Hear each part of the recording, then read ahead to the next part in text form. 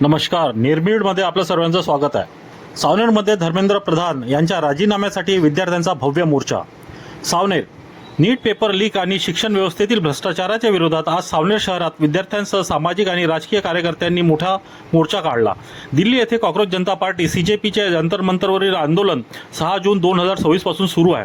अभिजित दिपके यांच्या नेतृत्वाखाली या आंदोलनात विद्यार्थी आणि तरुणांनी केंद्रीय शिक्षण मंत्री धर्मेंद्र प्रधान यांच्या राजीनाम्याची व परीक्षांमधील गैरव्यवहाराची चौकशी करण्याची मागणी केली आहे.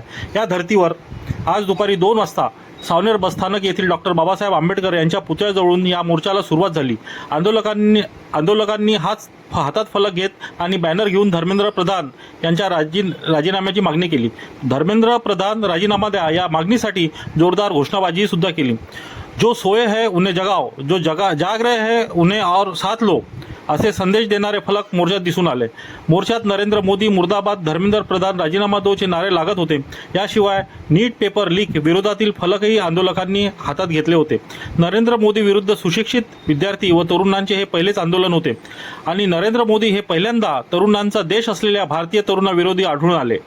हा मोर्चा बसस्थानक ते गांधी चौक, बाजार चौक, गडकरी चौक मार्गे पुन्हा गांधी चौक येथे येऊन समाप्त झाला.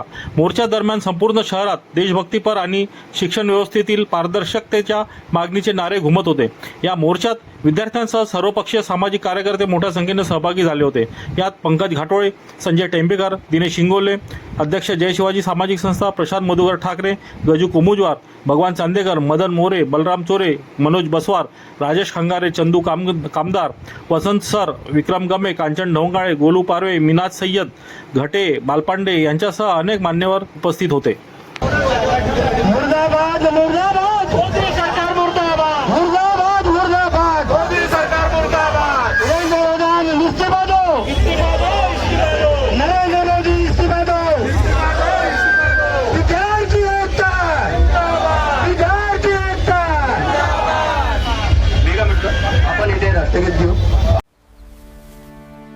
आम्ही बातम्याच देत नाही तर प्रश्नही उपस्थित करतो. निर्भीड, आवाज जनतेचा.